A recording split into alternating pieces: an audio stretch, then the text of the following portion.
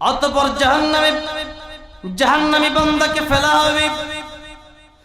জাহান্নামী বান্দা চিৎকার করতে থাকবে, কিন্তু সেই চিৎকার আল্লাহ সাড়া দেবে না। 1000 বছর পর্যন্ত চিৎকার করার পরে আল্লাহ সাড়া দিবেন, কিন্তু যেই পানির জন্য জাহান্নামীরা চিৎকার করবে ওই পানি তারে দেওয়া হবে না। এমন গরম পানি দেওয়া হবে, সাথে যাকুম ফল দেওয়া হবে।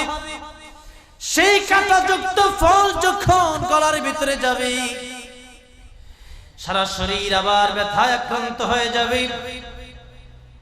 শরীরের পেটের নাড়ি বুড়িগুলো ছেড়ে পেছনে রাস্তা দিয়ে বের হয়ে যাবে। কোন জমিনের মাটি আমার হবে গোরস্থান, কোন জমিনের মাটি আমার হবে গোরস্থান। কাদের চোখের জলে আমি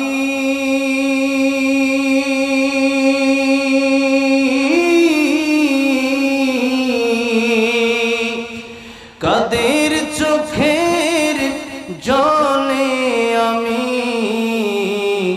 পাপ পরিত্রাণ, কোন জমিনের মাটি আমার হবে গোরস্থান। কারায় আমায় গোসল দেবে, কে আনিবে কাফন, কারায় আমায় কেঁদে কেঁদে করে দেবে দাফন, কারায় আমায় গোসল দেবে, কে আনিবে কাফন, কারায় আমায় কেঁদে কেঁদে করে দেবে দাফন, কারায় আমার পাশে বসে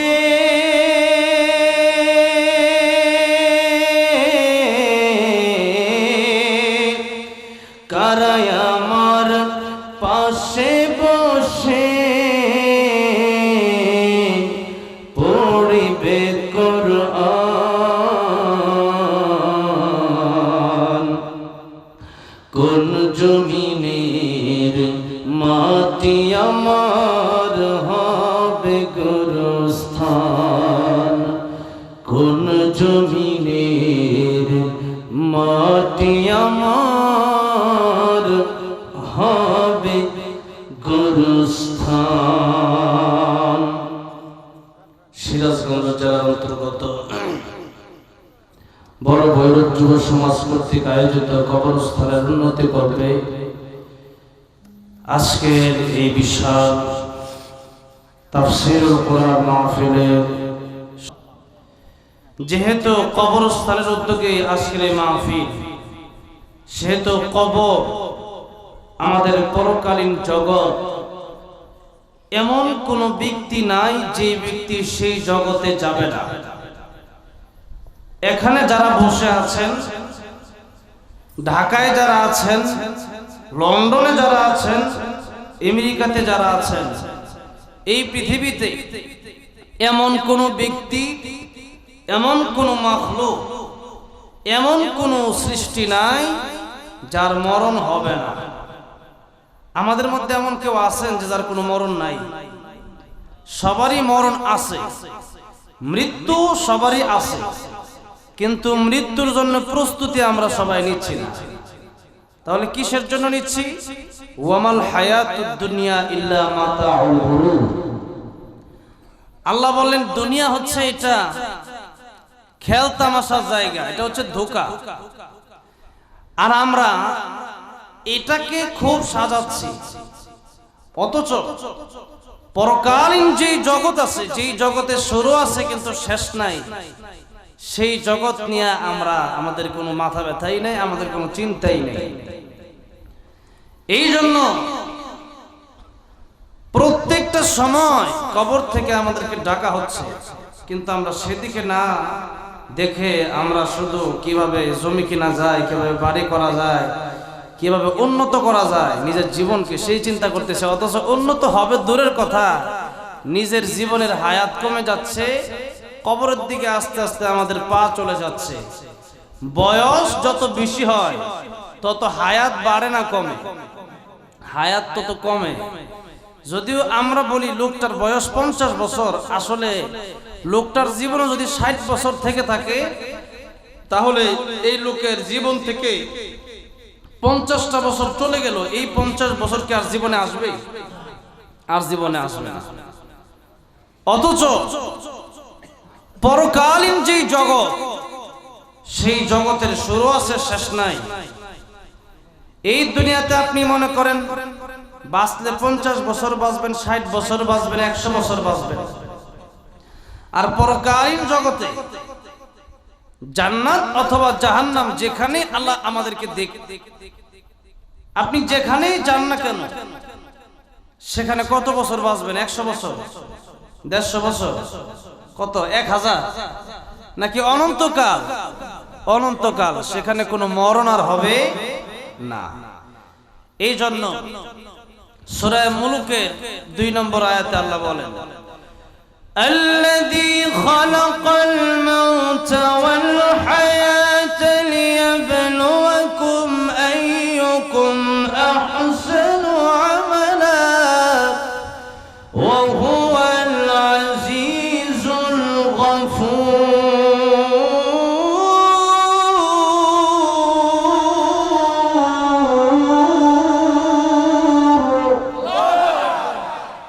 এই যে আয়াত, এই সূরা মুলুকের 2 নম্বর আয়াতের তাফসীর যে আলোচকরা করেন, যে মুফাসসিরিনে কেরামগণ করেন, তখন এই মৌতের কয়েকটা ব্যাখ্যা করতে গিয়ে একটা ব্যাখ্যা হলো এটা যে আমরা বাস্তবে দেখি যে আমাদের হায়াত আগে, মরণ পরে, কিন্তু আল্লাহ রাব্বুল আলামিন বললেন মৌত আগে হায়াত পরে। এর একটা ব্যাখ্যা হচ্ছে এটা যে আমাদের এই জীবন কোনো জীবনই না, এই জীবন এটা যখন চলে যাবে, মরণ হয়ে গেল, মৃত্যুর পরে আবার যে জীবনটা শুরু হবে ওটা হচ্ছে আসল জীবন। আর এই জীবনটা কিরকম? আমার বয়স মনে করেন 24 বছর, তো আমার পূর্বের 24 বছরটা আমার কাছে এখন স্বপ্নের মতো।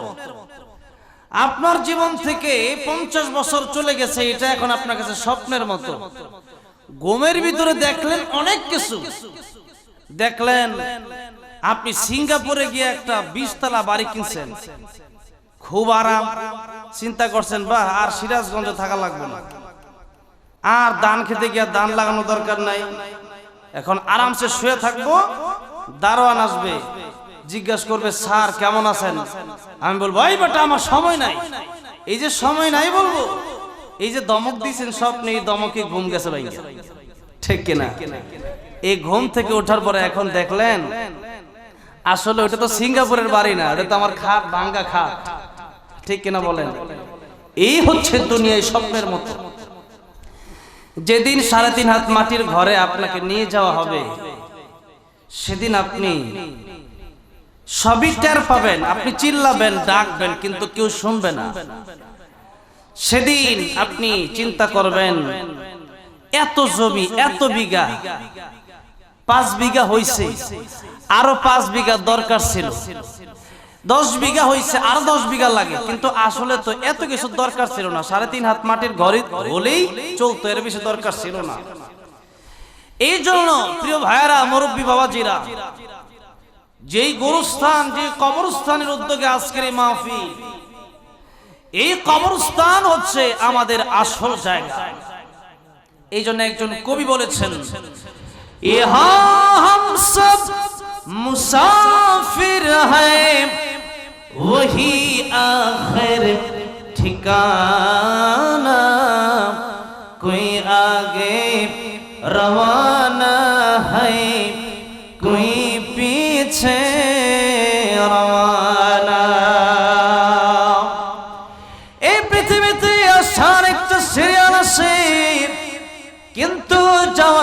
সিরিয়াল নাই, কি কখন চলে যাবে আল্লাহ রাব্বুল আমিন কাউকে জানিয়ে দিলেন না।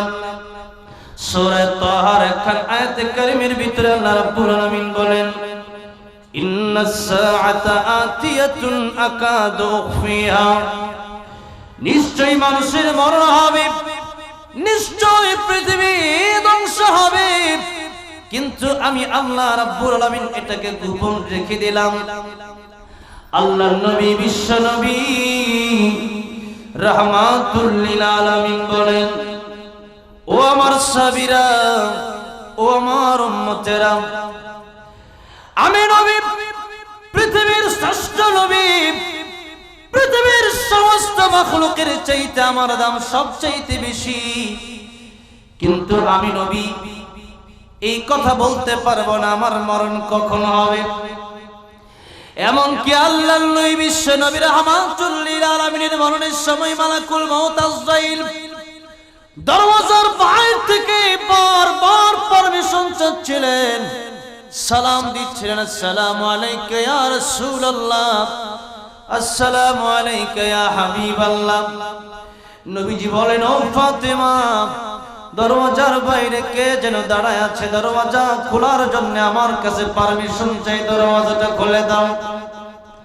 লম্বা চড়া ঘটনা, ফাতেমা রাদিয়াল্লাহু আনহা দরওয়াজা খুলে দেওয়ার পরে আল্লাহর নবী বিশ্ব নবী রাহমাতুল লিল আলামিনের কাছে মালাকুল মউত এসে বলেন, ইয়া রাসূলুল্লাহ, ইয়া হাবিবাল্লাহ, ওগো নবীজি, আল্লাহ রাব্বুল আমিন আমাকে আপনার কাছে পাঠিয়েছেন। আপনি যদি থাকতে চান আল্লাহ আপনার নেক হায়াত বাড়ায় দেবে, আর যদি না থাকতে চান, আল্লাহর কাছে যেতে চান, তাহলে যেতে পারেন, আমি এসেছি আপনাকে নিয়ে যাওয়ার জন্য। আল্লাহর নবী বললেন, ওরে মালাকুল মউত, হাত্তা ইয়াতিয়ানি জিবরাইল, জিবরাইল আসার আগ পর্যন্ত আমি তোমার সাথে কোনো কথা বলবো না, তুমি অপেক্ষা করো। জিবরাইল যতক্ষণ না পর্যন্ত আসতেছেন, ততক্ষণ পর্যন্ত তুমি আমার রূহ বের করতে পারবে না। এমনি জিবরাইল আলাইহিস সালাম যখন আসলেন, ইয়া রাসূলুল্লাহ কেন ডাকলেন? আল্লাহর নবী বিশ্ব নবী রাহমাতুল লিল আলামিন ডেকে বললেন, জিবরাইল, আমি থাকবো না, চলে যাব, এটা তোমার কাছে পরামর্শ নেওয়ার জন্য তোমাকে এখানে ডেকেছি। জিবরাইল বললেন, ইয়া রাসূলুল্লাহ, ইয়া হাবিবাল্লাহ, ওগো নবীজি, এই দুনিয়া আপনার জন্য বড় কষ্টের জায়গা। তায়েফের লোকেরা আপনাকে কষ্ট দিয়েছে, উহুদের লোকেরা আপনাকে কষ্ট দিয়েছে, পবিত্র মক্কা নগরী থেকেও আপনাকে তারা বের করে মদিনায় পাঠিয়েছে। ইয়া রাসূলুল্লাহ, ইয়া হাবিবাল্লাহ, এই দুনিয়া আসলে মুমিনের জন্য শান্তির জায়গা না। আল্লাহর নবী বলেন, দুনিয়া সিজনুল মুমিনি ওয়া জান্নাতুল কাফির, দুনিয়া মুমিনের জন্য জেলখানা, কাফিরের জন্য বালাখানা। এই দুনিয়ায় মুমিন যতদিন থাকবে, মুমিন আরাম আয়েশ করার জন্য থাকবে না। মুমিনের আরাম আয়েশ করার জায়গা হলো জান্নাতে, মুমিনের আরাম আয়েশ করার জায়গা হলো বেহেশতে। এই জন্য মুমিন এই দুনিয়ায় শুধু কষ্ট করবে, মুমিন চিন্তা করবে কোন কাজ করলে আমার আল্লাহ খুশি হয়।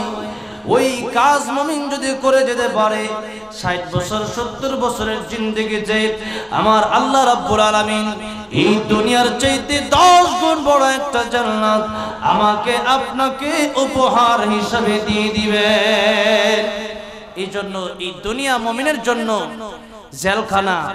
এই জন্য আলেমদেরকে যখন জেলে নিয়ে যাওয়া হয়, তখন আলেমরা হাসে না, কাঁদে না, হাসে। দুনিয়ার সমস্ত মানুষগুলো যদিও জেলে নিয়ে গেলে পরে কাঁদে, কিন্তু আলেমদেরকে জেলে নিয়ে গেলে দেখবেন তাদের মুখে হাসি দেখা যায়। কারণ হলো আলেমরা বিশ্বাস করে, আলেমরা জানে যে আল্লাহর জন্য যদি জীবনটা দিতে পারি, এটার মধ্যে আমাদের সফলতা।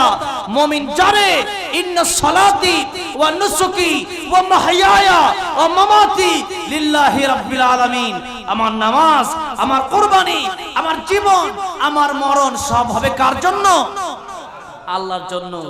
এই জন্য মুমিনের কোনো কষ্ট নাই। কারণ কিয়ামতের ময়দানে, ইবনে মাজাহ শরীফে এসেছে, কিয়ামতের ময়দানে আল্লাহ মানুষকে জান্নাত এবং জাহান্নামে দেওয়ার আগে আল্লাহ দুইজন মানুষকে ডাকাবেন। আল্লাহ রাব্বুল আলামিন ফেরেশতাদেরকে বলবেন, ফেরেশতারা ওই দুই ব্যক্তিকে আমার সামনে হাজির করো। যে দুই ব্যক্তির মধ্যে একজন ব্যক্তি হলো ওই ব্যক্তি দুনিয়ার মধ্যে আমার কোরআনের জন্য, আমার ইসলামের জন্য যে ব্যক্তি সবচেয়ে বেশি কষ্ট করেছে। এমন তো অনেক মানুষ, এমন তো অনেক ইমানদার আছে যে ইমানদার ইসলাম গ্রহণ করার জন্য নিজের বাড়ি থেকে তাদেরকে বের করে দেওয়া হয়েছে, আগুনের ভিতরে জ্বালানো হয়েছে, চাকু দিয়ে করত দিয়ে দেহকে খণ্ডিত করা হয়েছে, গরম তৈলের ভিতরে ভাজা হয়েছে।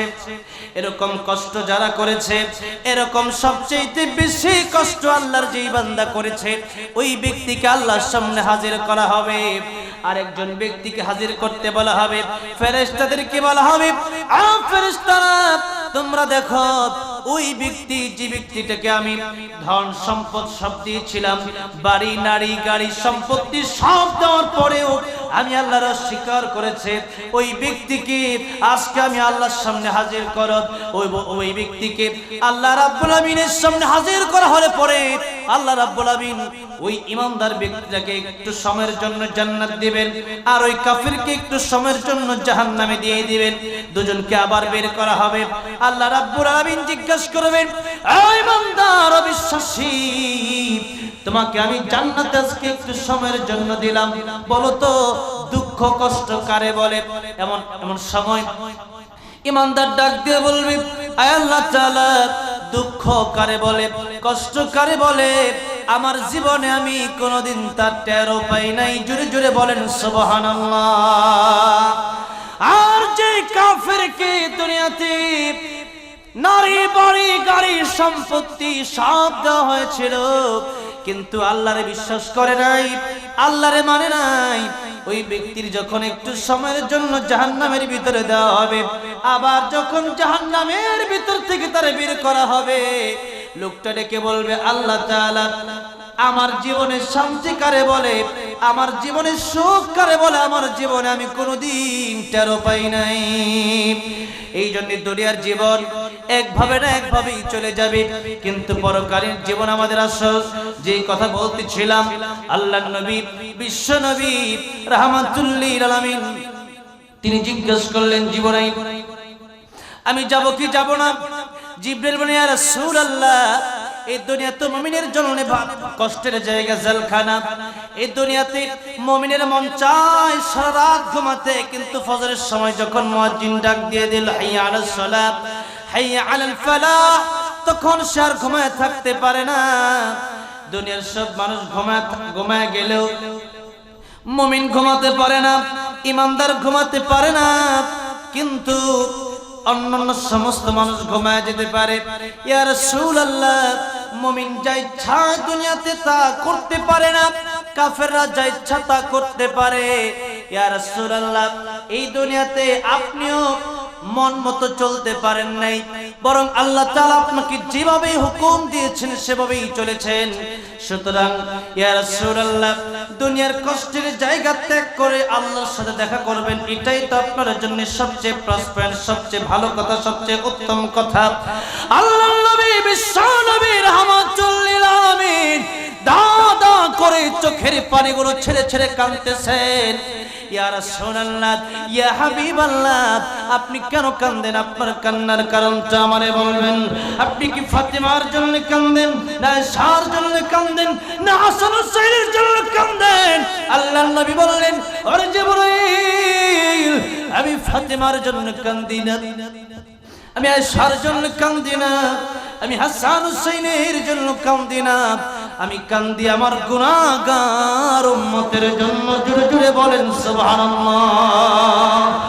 রাহমাতুল লিল আলামিন নবী, কোরআনে প্রমাণ, আশিক বিনে কে বুঝিবে আমার দয়ার নবীর শান। আল্লাহু আকবার বলে। রাহমাতুল লিল আলামিন নবী, বলেন না, রাহমাতুল লিল আলামিন নবী, কোরআন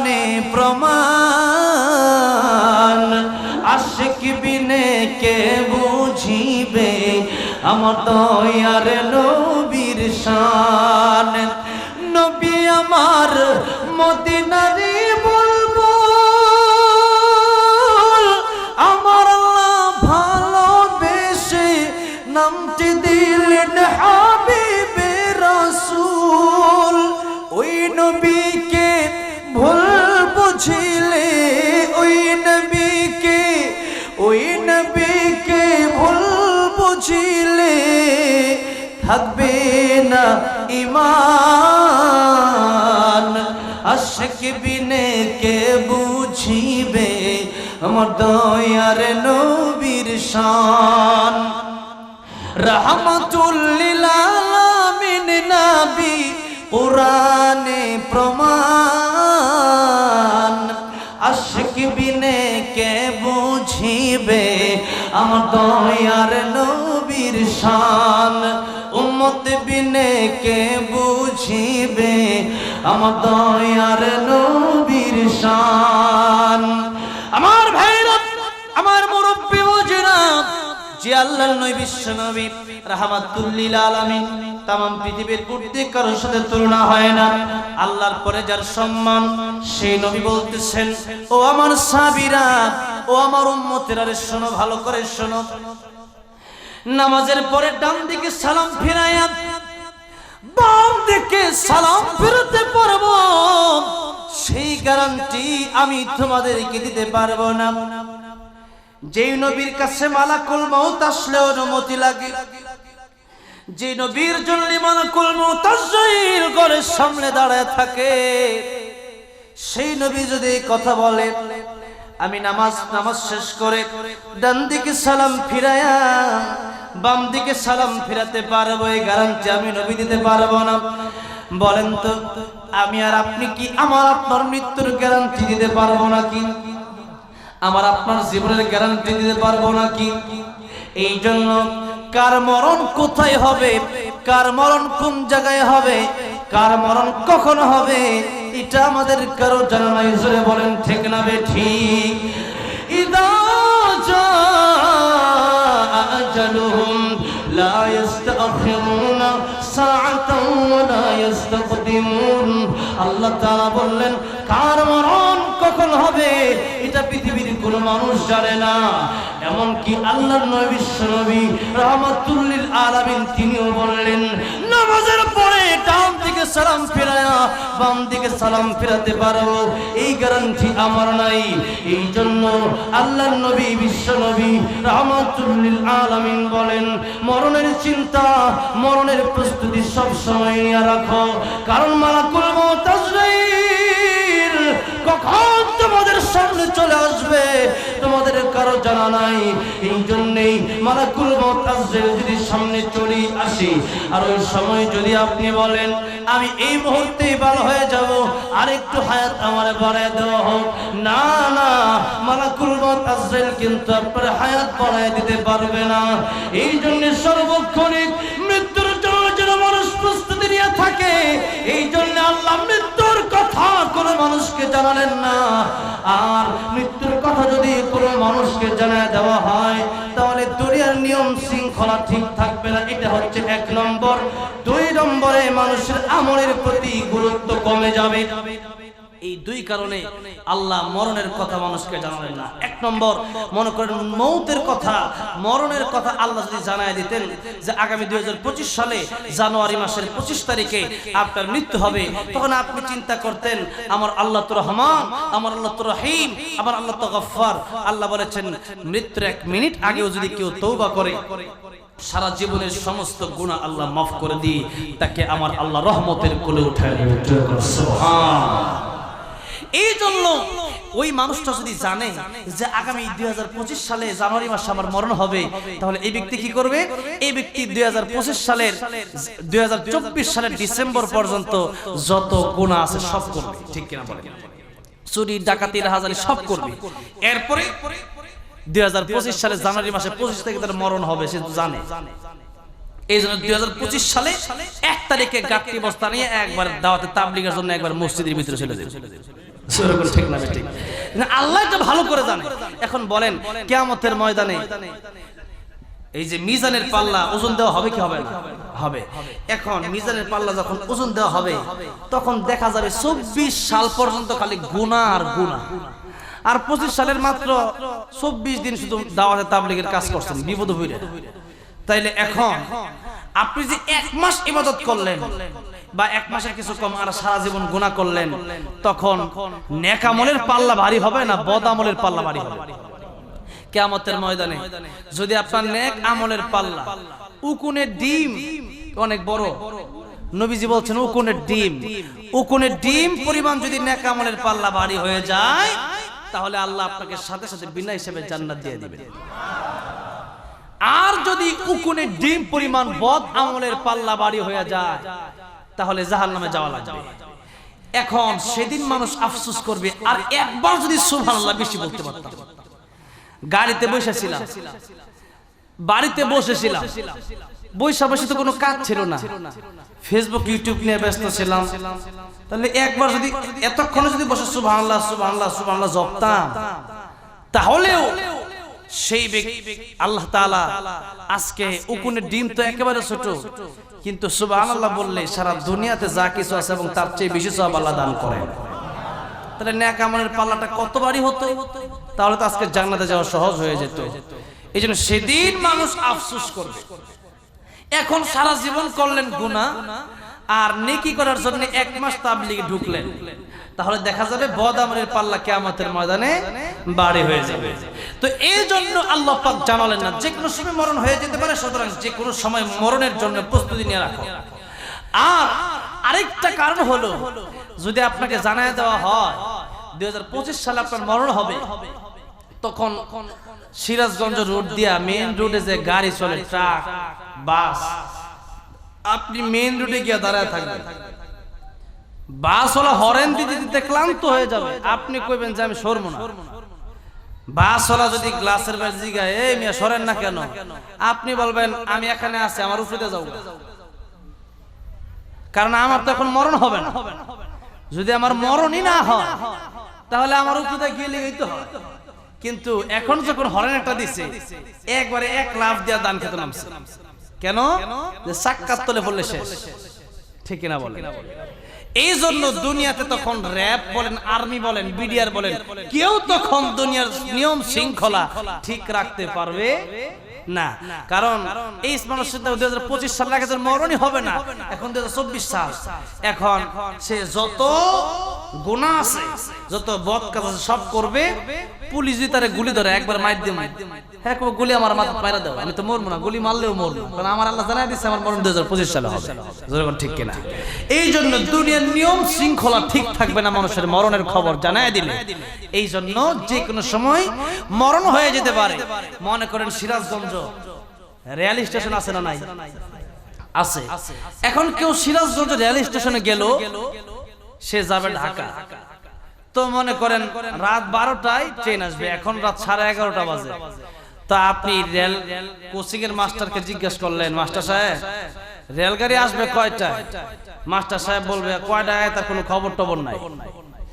এখন 12টা বাজে, ট্রেন আসার সময় 12টা, 12:15 বাজছে, এখনো ট্রেন আসে না। আপনি চিন্তা করলেন কি আর করার, একটু যাই। ট্রেন স্টেশন থেকে 4-5 কিলো দূরে একটা বাজার আছে, আমার এক বন্ধুর বাড়ি আছে, ওখান থেকে একটু ঘুরে আসি, বন্ধুর লোক একটু দেখা করে আসি। এই চিন্তা করে ব্যাগ রাখছেন একটা চায়ের দোকানে, ব্যাগটা রাইখা টিকিট আবার যদি হারায় যায়, টিকিট রাখছেন একটা চাউলের দোকানে রাইখা, এখন আপনি গেছেন বন্ধুর বাড়িতে বেড়ানোর জন্য। বন্ধুর বাড়িতে বেড়ানোর জন্য যাওয়ার পরে এখন বন্ধুর বাড়িতে 4-5 কিলো দূরে ট্রেনের সিগন্যাল শোনা যাইতেছে 12:30টায়। এখন আপনি বন্ধু আপনারা দিচ্ছে যে বন্ধু মিষ্টি খাও, ট্রেন কখন আসে তার কোনো খবর নাই। ও মিষ্টিটা মাত্র কামড় দিবে, এমনি ট্রেনের হরেন শুনছে, যে ট্রেনের হুইসেল শোনা যায়, এমনি চিন্তা করছে বন্ধু ট্রেন তো চলে আসছে, এখন দিছে এক দৌড় দিলে কি হবে? 4-5 কিলো তো আর দৌড় দিয়ে আসা সম্ভব না, গেছে তো আস্তে আস্তে রিক্সায় গেছে, এখন 4-5 কিলো তো হেঁটে আসা সম্ভব না। এখন এই লোক চিন্তা করে আমি কই, ব্যাগ কই, টিকিট কই, ট্রেন কই, পড়ছেনি বিপদে, বিপদে পড়ছে। ঠিক তেমনি ভাবে মালাকুল মাউত আজরাইলের গাড়ি যে কোনো সময় চলে আসতে পারে, এখনো চলে আসতে পারে। এই মুহূর্তে আমার জান কবজ হতে পারে। ফিরোজ শাহ একজন শিল্পী ছিল, তার খবরটা আমি জেরত করে আসছি মিরপুরে। এই ফিরোজ শাহ গান গাইতেছিল, 1 মিনিটের নাই ভরসা, সাঙ্গ হবে রং তামাশা, গান গাইতে গাইতে স্টেজেই মরে গেছে। সে কি জানতো যে এটা বলতে বলতে তার মরণ হবে? তার তো সেরকম প্রস্তুতি নিয়েই মরতো, তাহলে ডাক দুল টুল তবলা বাজায় মরতো।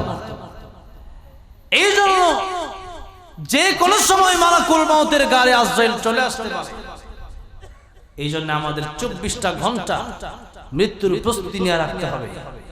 এরকম না যে আগামী শুক্রবারে ভালো হয়ে যাবে, আগামী এই যে রমজান গেছে, আগামী রমজান আসলে পরে ভালো হয়ে যাবে। যারা বিয়ে করে নাই, এই যে বিয়েটা করেই ভালো হয়ে যাবে, সম্পূর্ণ ভুয়া কথা। কে দিছে আপনার এই গ্যারান্টি যে আপনি বিয়ে করতে পারবেন, এরপরে ভালো হইতে পারবেন, এরপরে মরবেন?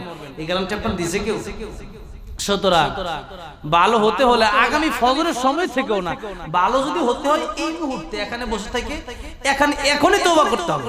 তওবা মানে হাত উঠায় আপনি তওবা করলেন, এটার নাম না। তওবা মানে এখন নিয়ত করতে হবে, পিছনে যা গেছে গেছে, মা মাজা মাজা লাইসা বিহিল কাজা, যা গেছে এটা তার পূরণ হবে না।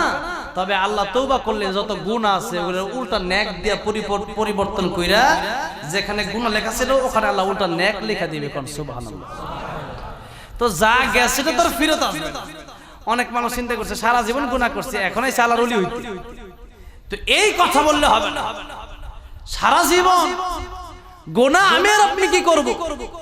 যে ওমর রাদিয়াল্লাহু আনহু নবীরে মারতে গেছে, চিন্তা করেন অবস্থা কি ছিল।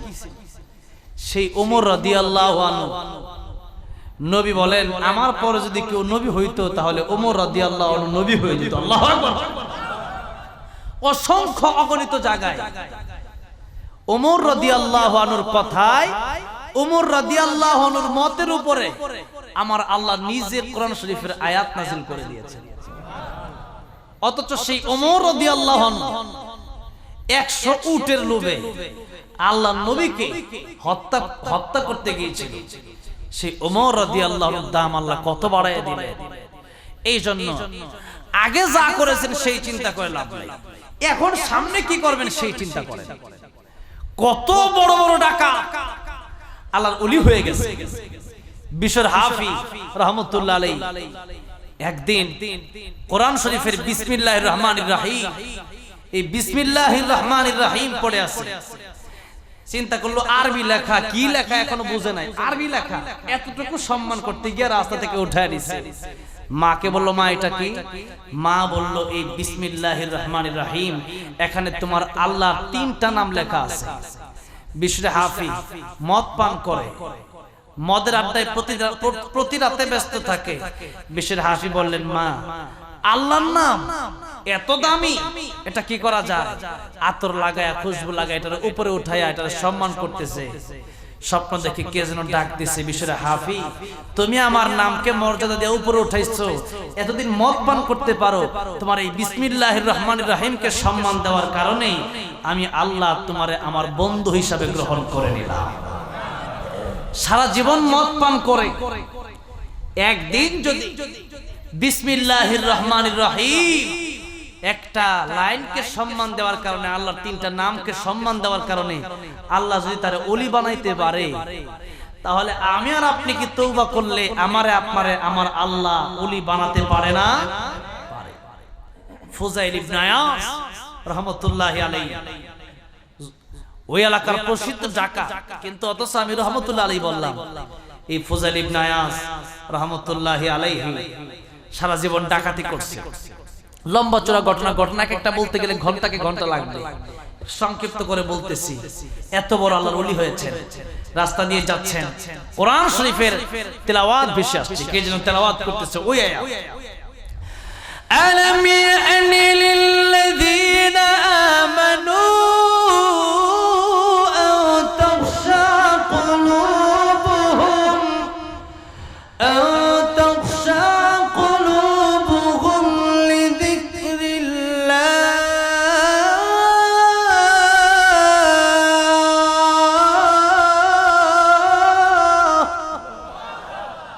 এখনো কি সময় হয় নাই? চুরি বাদ দিয়া, জেনা বাদ দিয়া, ডাকাতি বাদ দিয়া, রাহাজানি বাদ দিয়া, মানুষকে খুন করা বাদ দিয়া আল্লাহর পথে ফিরে আসার সময় কি এখনো হয় নাই? আর কত চুরি করবা, আর কত ডাকাতি করবা, আর কত বদমাইশি করবা। এই কথা যখন তার কানে গেছে, ফুজাইল ইবনে আয়াস রাহমাতুল্লাহ আলাইহি ওই কারি সাহেবের দরজায় এসে নক দিলেন। সারা ডাকাতি কইরা আসছে, চোখগুলো লাল হয়ে রইছে। নক দিছেন, কারি সাহেব দরজা খোলেন। কারি সাহেব দরজা খুললেন, খুলে দেখেন এটা কি ফুজাইল ইবনে আয়াস নাকি আজরাইল আমার ঘরে আসছে। লাল লাল দুটো চক্ষু নিয়া ফুজাইল ইবনে আয়াস রাহমাতুল্লাহ আলাইহি বললেন, কারি সাহেব আপনি যে তেলাওয়াতটা করতেছিলেন ওই তেলাওয়াতটা আপনি আবার করেন।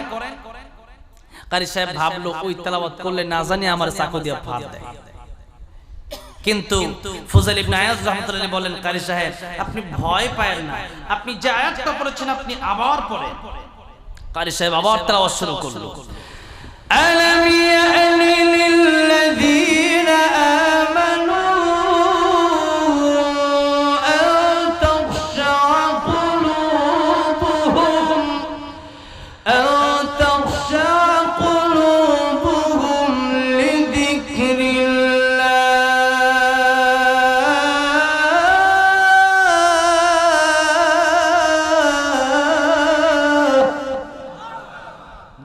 তেলাওয়াত করতেছে, তাকায় দেখে ফুজাইল ইবনে আয়াস রাহমাতুল্লাহ আলাইহির চোখ দিয়া অঝরে পানি পড়তেছে। যেরকম আল্লাহ ফুজাইল ইবনে আয়াস রাহমাতুল্লাহ আলাইহি যেমন মনে হয় এখানে পরিবর্তন হয়ে গেল। ফুজাইল ইবনে আয়াস রাহমাতুল্লাহ আলাইহি কারি সাহেবকে ডেকে বললেন, কারি সাহেব আপনি ভয় পাবেন না, আপনাকে মারার জন্য আমি আসি নাই, আমি এসেছি আপনার কোরআন তেলাওয়াত আমার জীবনকে পরিবর্তন করে দিয়েছে। সারা রাত আপনি আল্লাহর কোরআন তেলাওয়াত করেন আর আমি মানুষের হক মেরে খাই। আমার জীবনে এতদিন পর্যন্ত আল্লাহর কোরআনের আয়াত এরকম শুনি নাই, আমার পরিবর্তন হয় নাই। আজকে আল্লাহর কোরআনের আয়াত শুনে আমার জীবনের পরিবর্তন হয়ে গেল। আপনার হাতে যে হাত রাখলাম আর জীবনে কোনোদিন আমি ডাকাতি করব না, আর জীবনে কোনোদিন মানুষের জমি আমি নেব না, মানুষের গলায় ছুরি ধরব না।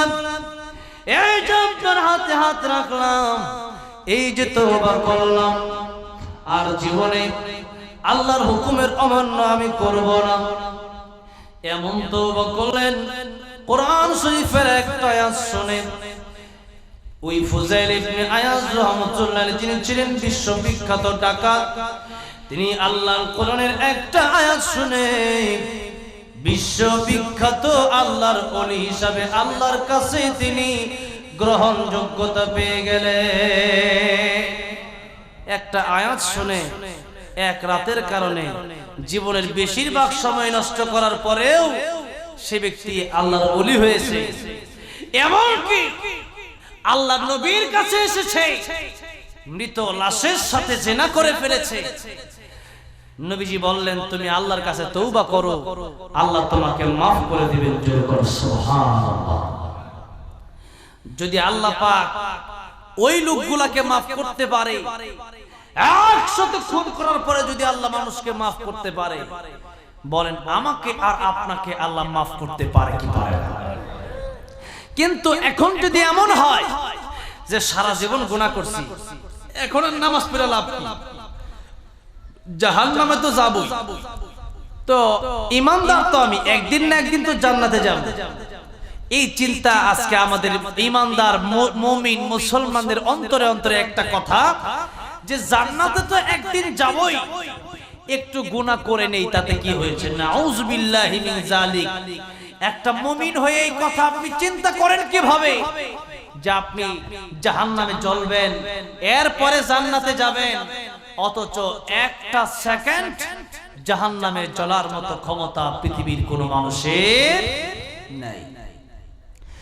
যদি একটা সেকেন্ড জাহান্নামে জ্বলার মতো ক্ষমতা আমার আপনার না থাকে, এক একটা মিথ্যা কথা বলার জন্য, এক একটা গীবতের জন্য, এক একটা কবিরা গুনার জন্য ৭,০০০ বছর যদি জাহান্নামে জ্বলতে হয়, তাহলে বলেন তো দেখি জীবনে কত মিথ্যা কথা না আমরা বলেছি, জীবনে কত ওয়াক্ত নামাজ ছেড়ে দিয়েছি, জীবনে কত মানুষের হক আমরা মেরে দিয়েছি, জীবনে কত শত হাজার কবিরা গুনাহ করেছি, তার কোনো হিসাব নাই।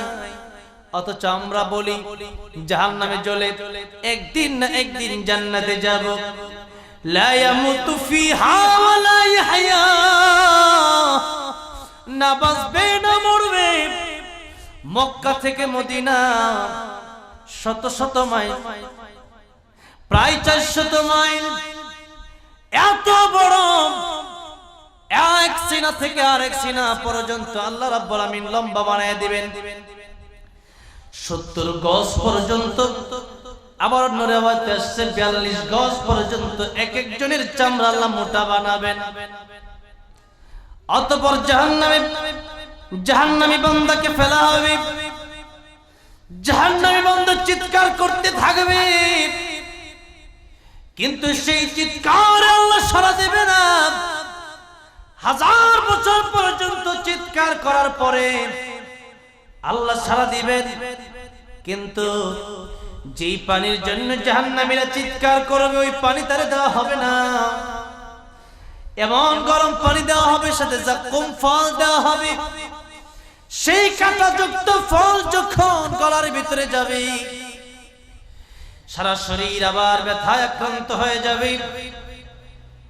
শরীরের পেটের নাড়ি বুড়িগুলো ছেড়ে পেছনে রাস্তা দিয়ে বের হয়ে যাবে, পড়ে ছারখার হয়ে যাবে। আল্লাহ তারা আবার জীবিত করবেন, আবার মরবে আবার জীবিত করবেন, আবার মরবে আবার জীবিত করবেন। মানুষ আফসোস করতে থাকবে, এই জাহান্নামে আসছি, যদি গরু হতাম, যদি ছাগল হতাম, যদি বেড়া হতাম, যদি ওই জঙ্গলের পাখি হয়ে যেতাম, আজকে কিয়ামতের ময়দানে জাহান্নামে আসা লাগতো না। মানুষ হয়েছি, আল্লাহ বড় সম্মানিত বানিয়েছিলেন, কিন্তু কিয়ামতের ময়দানে গরুর হিসাব শেষ হয়ে যাবে, ছাগলের হিসাব শেষ হয়ে যাবে, সাধারণ পশু পাখির হিসাব শেষ হয়ে যাবে। আল্লাহ সবাইকে মাটি বানিয়ে দেবে। এমনকি আসহাবে কাফির কুকুর, সেই কুকুরটা আসহাবে কাফির লোকদের সাথে জান্নাতে চলে যাবে। কিন্তু মানুষের যদি জাহান্নামে যায়, জাহান্নামের আগুন কেউ সইতে পারবে না। ওই জাহান্নামের আগুনে যদি জ্বলতে হয়, তাহলে মানুষ আফসোস করবে না তো করবে কি? আসহাবে কাফির কুকুরও যায় জান্নাতে, আর মানুষ যদি যায় জাহান্নামে, তাহলে এই মানুষ হওয়ার কোনো দাম নাই। তাদের ব্যাপারে আল্লাহ রাব্বুল আমিন বললেন, লাহুম কুলুবুল লা ইয়াফকাহুনা বিহা ওয়া লাহুম আ'য়ুনুন লা ইউবসিরুনা বিহা ওয়া লাহুম আযানুন লা ইয়াসমাউনা বিহা উলাইকা কাল আনআমি বাল হুম আযাল্লু উলাইকা হুমুল গাফিলুন। কুকুরের চাইতেও নিকৃষ্ট তারা, শুকুরের চাইতেও নিকৃষ্ট তারা, যাদের কলব আছে, কোরআন বুঝলো না, কান আছে, কোরআন শুনলো না, চোখ আছে, কোরআন দেখলো না। আমি আল্লাহ রাব্বুল আমিন বলেছিলাম, ফামান যুহজিহা আনিন নার ওয়া উদখিলাল জান্নাতা ফাকাদ ফাজ ওয়া মাল হায়াতুদ দুনিয়া ইল্লা মাতাউল গুরুর। যে ব্যক্তি জাহান্নাম থেকে বেঁচে জান্নাতে যেতে পারবে, ওই ব্যক্তি সফল কাম। এই দুনিয়াটা তোমাদের জন্য খেলনা ঘর, এই দুনিয়া ধোঁকা ছাড়া আর কিছুই না। কিন্তু দুনিয়াকে তোমরা প্রাধান্য দিয়ে 24 ঘন্টার 23 ঘন্টা সময় তোমরা দুনিয়াতে দিলে, 1 ঘন্টা সময় যদি আমি আল্লাহর জন্য দিই নামাজগুলো আদায় করতে, কিয়ামতের ময়দানে সর্বপ্রথম নামাজের হিসাব নেওয়া হবে এবং যেই ব্যক্তিরা নামাজের হিসাবে কোন রকম পার পেয়ে যাবে, নবীজি বলেন তার আর কোনো চিন্তা নাই, নামাজের হিসাব দিয়ে যদি সে ব্যক্তি পার পেয়ে যায় আমার আল্লাহ সবগুলো হিসাব তার জন্য সহজ করে দিবেন। কিন্তু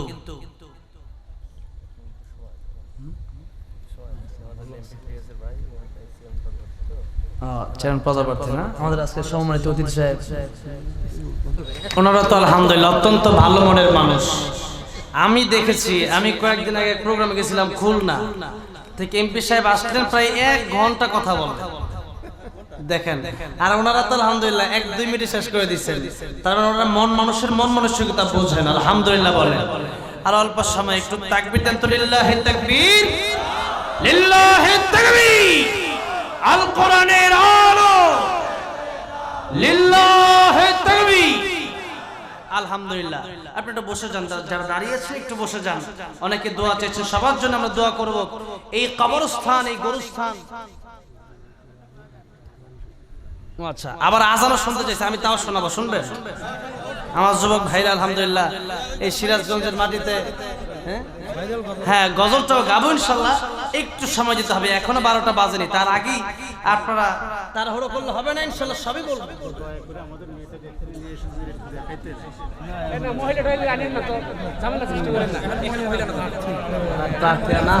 আপনারা বলে দিচ্ছেন তাই হবে, ঠিক আছে ঠিক আছে, এটা ভাইরাল হয়ে যাবে, বুঝতে পেরেছেন?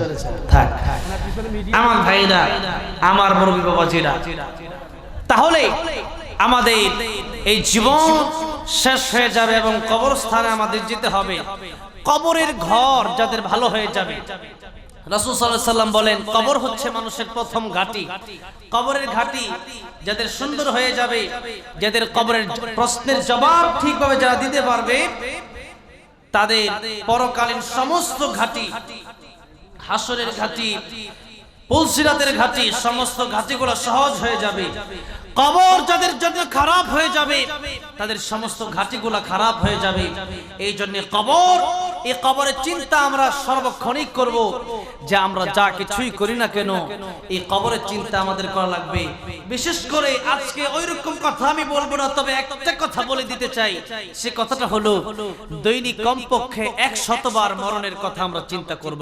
কয় শতবার? 100 বার মরণের কথা চিন্তা করব, যে আমার মৃত্যু আজকেও আসতে পারে। কারণ আমাদের অনেক ছোট ভাইয়েরা মরে গেছে, এরকম ছোট ভাইয়েরা আছে না? আমার বয়স 24 বছর, অনেক আমার বয়সের চেয়ে কম 20 বছর বয়সের, 19 বছর, 18 বছর থেকে নিয়ে একেবারে শিশু বাচ্চাও কবরে গেছে, আছে না নাই? আজকে জালকাঠিতে 11 জন মানুষের মৃত্যু হয়ে গেল। তারা ঘুরতে বের হয়েছিল, তারা যদি জানতো যে এই বাসে তাদের মৃত্যু হয়ে যাবে, তাহলে হয়তো তারা সেই গাড়িতে উঠতো না, ঠিক কিনা বলেন? গতকাল ফরিদপুরে 13 জন মানুষের মৃত্যু হয়ে গেল, তারা যদি জানতো হয়তো তারা সেই গাড়িতে উঠতো না। অথচ আমি আজকে প্রায় 7-8 বছর ধরে প্রোগ্রাম করি, প্রতিদিন এমন কোন দিন নাই যেদিন আমি গাড়িতে উঠি না। কিন্তু আমার সচরাচর গাড়ি অ্যাক্সিডেন্ট হলেও আমি কোনোদিন অ্যাক্সিডেন্ট হই নাই। বলেন তো এটা কার রহমত? আল্লাহর রহমত। তো একজন মানুষ দেখা গেছে জীবনে গাড়িতে উঠে না, ঈদের পরে একদিন উঠছে যে একটু ঘুরতে যাই, মারা গেল। আর আমি সারা জীবন গাড়িতে ঘুরতেছি, আমার মনে হচ্ছে না। তার মানে হায়াত মওত কার হাতে? আল্লাহর হাতে। তাহলে মৃত্যু যে কোনো সময় আমাদের চলে আসতে পারে। এই জন্য মৃত্যুর কথা আমাদের চিন্তা করতে হবে। মৃত্যুর কথা চিন্তা করলে আমাদের 3টা লাভ। কয়টা লাভ? 1 নম্বরে ইবাদতে শান্তি, ইবাদতে মজা পাওয়া যাবে। সব সময় নামাজ পড়ে মজা পাওয়া যায় না। মাঝে মধ্যে সবে বরাতে, সবে কদরে কিছু মানুষ নামাজে দাঁড়াইছে, তো কঠিন দাঁড়াইছে, ওই সময় মজা নাকি বেশি পায়। কেন? এই লোক চিন্তা করে সবে কদর আজকে ভালো করে নামাজটা পড়বো, ঠিক কিনা বলে? যার জীবনে গুনাহ করে আজকে একবার তওবা করে ফেলবো, এই চিন্তায় নামাজে দাঁড়ায়। আর সাধারণত যখন এমনি নামাজে দাঁড়ায় তখন চিন্তা করে যে আর কত নামাজ তো আছে, কোন রকম পয়রা খালি বের হই। এই জন্য ওই ব্যক্তি নামাজে মজা পায় না, ঠিক কিনা বলেন? এই জন্য মৃত্যুর কথা যদি আপনি চিন্তা করেন যে ওই কবরে সাথী নাই, বাতি নাই, মা নাই, বাবা নাই, দরওয়াজা নাই, জানালা নাই, ওই কবর প্রথম ঘাঁটি। ওই কবরেই আমার যদি অবস্থা খারাপ হয়, তাহলে আমার সেখানে রক্ষা করার জন্য কোনো নেতা আসবে না, মা বাবা কেউ আসতে পারবে না, আল্লাহ ছাড়া কেউ নাই। তাহলে আপন বানাবো একজনকে। জোরে বলেন তিনি কে? জোরে বলেন কে? দুনিয়ার সবাই স্বার্থপর হতে পারে, একজন স্বার্থপর না, তিনি কে? আল্লাহ। দুনিয়ার সব মানুষ স্বার্থপর হলেও আমার আল্লাহ স্বার্থপর না, কারণ আমার আল্লাহ ইমানদাররাও খাওয়ায়, বেঈমানকেও খাওয়ায়। সুবহানাল্লাহ বলেন। এই জন্য অল্প কথা বলে শেষ করে দেব। মৃত্যুর কথা সব সময় চিন্তা করবেন। তিনটা লাভ হবে। এক নম্বরে ইবাদতে মজা আসবে, দুই নম্বরে মানুষের জীবনে মানুষ তো গুনাহ করবেই, কারণ গুনাহ করে না ফেরেশতারা। তারা খাওয়া দাওয়াতে কি মজা এটাও জানে না, বিয়ে করলে কি মজা ওইটাও জানে না। এই জন্য তাদের চুরি করার দরকার নাই, মারামারি করার দরকার নাই, মানুষের হক মেরে খাওয়ার দরকার নাই। আরাম আয়েশ কারে বলে এটা তারা বোঝে না। গুনাহ কাকে বলে সেটা ফেরেশতারা বোঝেই না, গুনাহ কারে বলে এটা মানুষ বোঝে। তো আল্লাহ চাইলে ফেরেশতাদের কাছ থেকে ইবাদত নিতে পারতেন কি পারতেন না? وَإِذْ قَالَ رَبُّكَ لِلْمَلَائِكَةِ إِنِّي جَاعِلٌ فِي الْأَرْضِ خَلِيفَةً, আল্লাহ যখন বললেন ফেরেশতারা আমি মানুষ দুনিয়াতে পাঠাতে চাই, ফেরেশতারা তোমরা কি বলো? ফেরেশতারা বললেন আল্লাহ তাআলা এদেরকে পাঠায় কি লাভ? ওয়া নাহনু নুসাব্বিহু বিহামদিকা ওয়া নুকদ্দিসু লাক, আমরাই তো আপনার তাসবিহ বর্ণনা করি, আমরাই তো আপনার ইবাদত করি, এদেরকে বানায় কি লাভ হবে? এরা মারামারি করবে, কাটাকাটি করবে, রক্তপাত করবে। আল্লাহ বললেন ইন্নী আ'লামু মা লা তা'লামুন, ফেরেশতারা আমি যা জানি তোমরা তা জানো না, তোমরা শুধু ইবাদত করো, ইবাদতটা তোমাদের কাছে মজাই লাগে। এখন আমি এমন মানুষ বানাবো যাদের ইবাদতের সামর্থ্য থাকবে, আবার গুনাহ কাকে বলে সেটাও বুঝবে, দুটাই বুঝবে। এই দুটি বোঝার পরেও যারা গুনাহ ছেড়ে দিয়ে আমি আল্লাহর কাছে তওবা করে ফিরে আসবে, এদেরকে আমি আল্লাহ এত সম্মান দেব, এমনকি ফেরেশতার চাইতেও বেশি সম্মান আমি আল্লাহ তাদেরকে দিয়ে দেব। সে আয়াত আল্লাহ সূরা বনী ইসরাঈলে বলেছেন ওয়ালাকাদ কাররামনা বনি আদম, সবচেয়ে সম্মান আমি আল্লাহ ফেরেশতাদেরকে মানুষকে দিলাম, বনি আদমকে দিলাম। এমনকি এই আয়াতের মাধ্যমে, এই আয়াতের তাফসিরে বোঝা যায় আল্লাহ ফেরেশতাদের চাইতেও সম্মান মানুষকে বেশি দিলেন। কেন? ফেরেশতারা গুনাহ করে বলে ওটা বুঝে না, আর মানুষ গুনাহ করে বলে ওটা বুঝে। ফেরেশতারা গুনাহ করে বলে বুঝেই না তো করবে কি, আর মানুষ গুনাহ করে বলে ওটা বুঝে, গুনাহ স্বাদ বুঝে। এরপরও যখন গুনাহ করে না তখন আল্লাহ বলে ফেরেশতারা তাকায়া দেয়, যাদের ব্যাপারে বলেছিলে তারা রক্তপাত করবে, মারামারি করবে, হানাহানি করবে, কাটাকাটি করবে, এই বান্দারা আজকে সিরাজগঞ্জে বৈরবের এই মাঠে বসে আমি আল্লাহর কোরআনের কথা শোনার জন্য ঘুমকে হারাম করে দিয়েছে, খাবার হারাম করে দিয়েছে, সব বাদ দিয়া, আড্ডা বাদ দিয়া, টিভি বাদ দিয়া, সিনেমা বাদ দিয়া, লুডো বাদ দিয়া, সব বাদ দিয়া আমার কোরআন শোনার জন্য পাগল হয়ে গেল। সাক্ষী থাক আমি আল্লাহ তাদের সবাইকে মাফ করে দেব।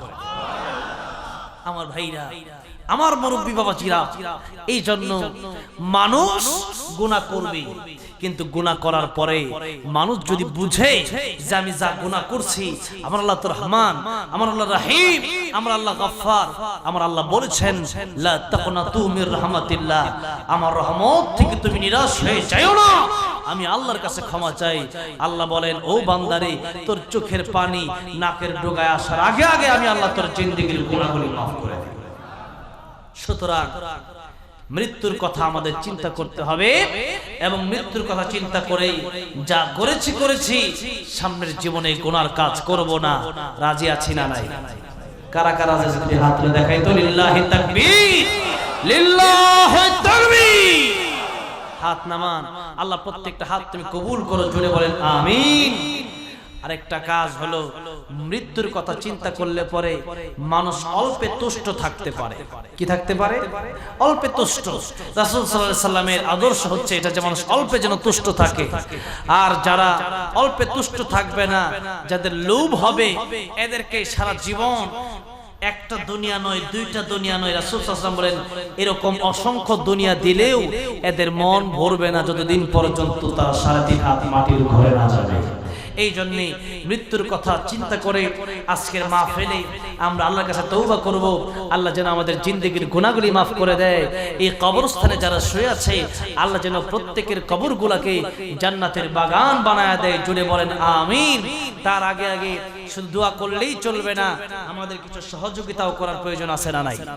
এখানে যারা আছেন আমি জানি সবার এক সমান সামর্থ্য, সবার এক সমান থাকে না। প্রত্যেকটা এলাকাতেই আল্লাহ কিছু মানুষকে টাকাওয়ালা পয়সাওয়ালা বানায়, আবার কিছু মানুষ গরিব থাকে। তবে সামর্থ্য অনুযায়ী যে ব্যক্তির নাই সে ব্যক্তি 10টা টাকা হলেও দান করবেন। কারণ বেলাল রাদিয়াল্লাহু আনহু সাহাবায়ে কেরামদের ভিতর থেকে অনেক গরিব একজন সাহাবী ছিলেন, হযরতে বেলাল রাদিয়াল্লাহু আনহু। নবী বললেন আনফিক ইয়া বেলাল, বেলাল তোমার কিচ্ছু নাই, যা আছে যদি তোমার 5টা লোকমা থাকে, ভাতের লোকমা 5টা থাকে, তুমি একটা লোকমা আরেকজনকে দান করো। সুবহানাল্লাহ। তো সেই বেলালের একটা কাপড় মাত্র, আর কাপড় নাই। আমাদের তো এত অভাব নাই, তো 10টা টাকা হলেও তো আমরা দান করতে পারি। যখন পারি কি পারি না? এই কবরস্থানে আমরা দান করলে এই কবরস্থানে আমাদেরই আশা লাগবে। এই কবরস্থানে কত মানুষ হয়ে আছে জানি না, কোন ব্যক্তিরা জানাজানি জান্নাতি হয়ে যাবে, আর তার আত্মার কাছ থেকে আমাদের দোয়া আসবে, আল্লাহ তাআলা এই ব্যক্তিটা আমাদের এই কবরস্থানের জন্য দান করেছে, আল্লাহ তুমি, আমি একা জান্নাতে যাব না, তার সহ জান্নাতে নিয়ে যাব। এই জন্য সেই উসিলায় পরকালে জান্নাতে যাওয়ার আশায় এরকম কোন ব্যক্তি যদি থাকেন যে আমি 1000 টাকা, আমি 2000 টাকা, আমি মুসাফির মানুষ, আমার কাছে আপনারা দান করবেন, এই হাতটা দিয়ে কাবা শরীফ ধরেছি, এরকম কয়েকজন ব্যক্তি, মিনিমাম 10 জন